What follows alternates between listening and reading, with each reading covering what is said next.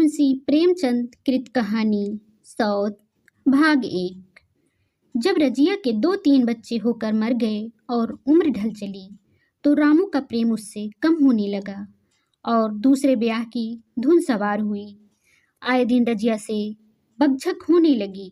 रामू एक न एक बहाना खोजकर रजिया पर बिगड़ता और उसे मारता और अंत को वह नई स्त्री ले ही आया। इसका नाम था दासी। चंपई रंग था, बड़ी बड़ी आंखें, जवानी की उम्र। पीली कुशाग्री रजिया भला इस नवयौवना के सामने क्या जचती। फिर भी वह जाते हुए स्वामित्व को जितने दिन हो सके अपने अधिकार में रखना चाहती थी। गिरते हुए छप्पर को थूनियों से संभालने की चेष्टा कर रही थी।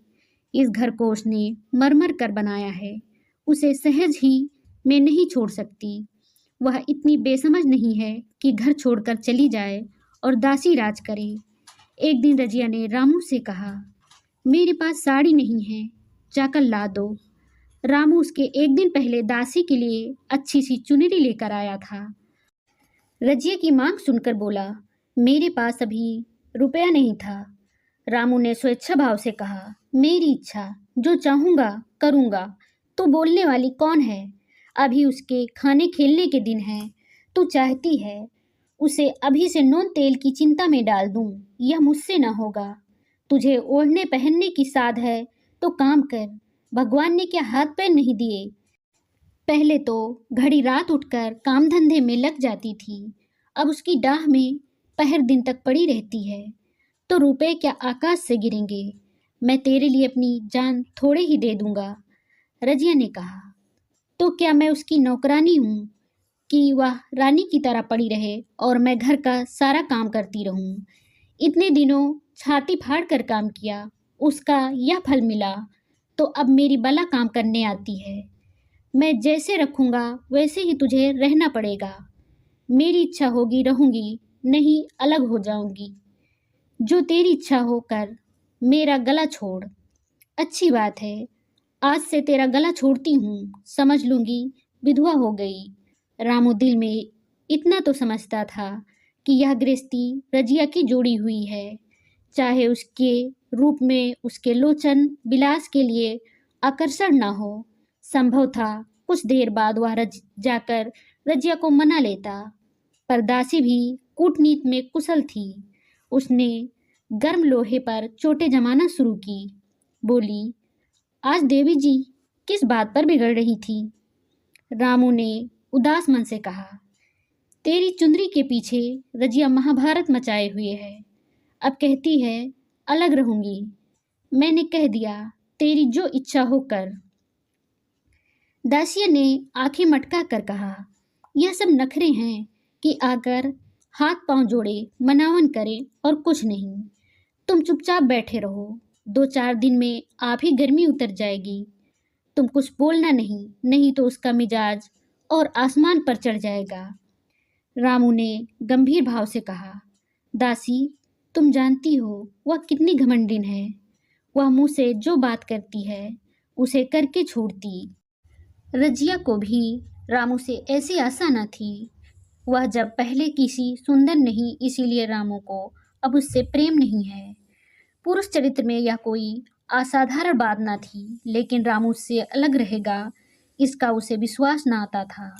यह घर उसी ने पैसा जोड़ के बनवाया। गृहस्थी भी उसी की जोड़ी हुई है।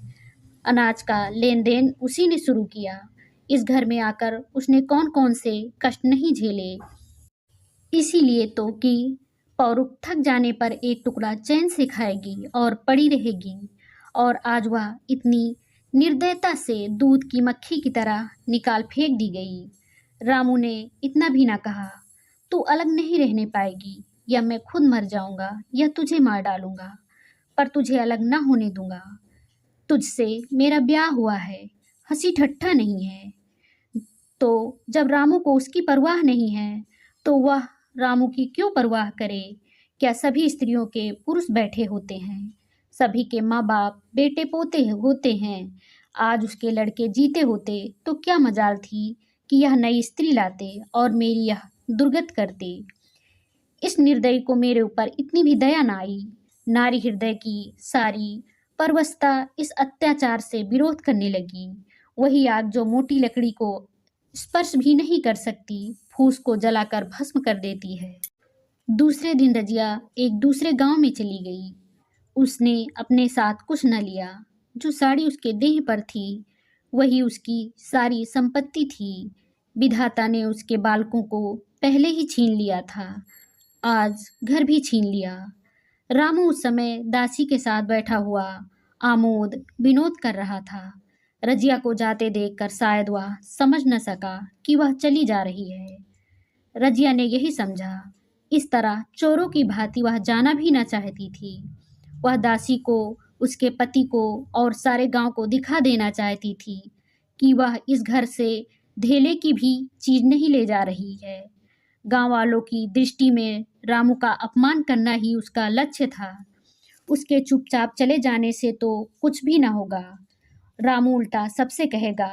रजिया घर की सारी संपदा उठा ले गई। उसने रामू को पुकार कर कहा, संभालो अपना घर, मैं जाती हूँ, तुम्हारे घर की कोई भी चीज अपने साथ नहीं ले जाती। रामू एक क्षण के लिए कर्तव्य भ्रष्ट हो गया। क्या कहे, उसकी समझ में नहीं आया। उसे आशा न थी कि वो यूं चली जाएगी। उसने सोचा था जब वह घर ढोकर ले जाने लगेगी तब वह गांव वालों को दिखाकर उसकी सहानुभूति प्राप्त करेगा। अब क्या करे? दसिया बोली, जाकर गांव में ढिंढोरा पीटाओ, यहाँ किसी का डर नहीं है।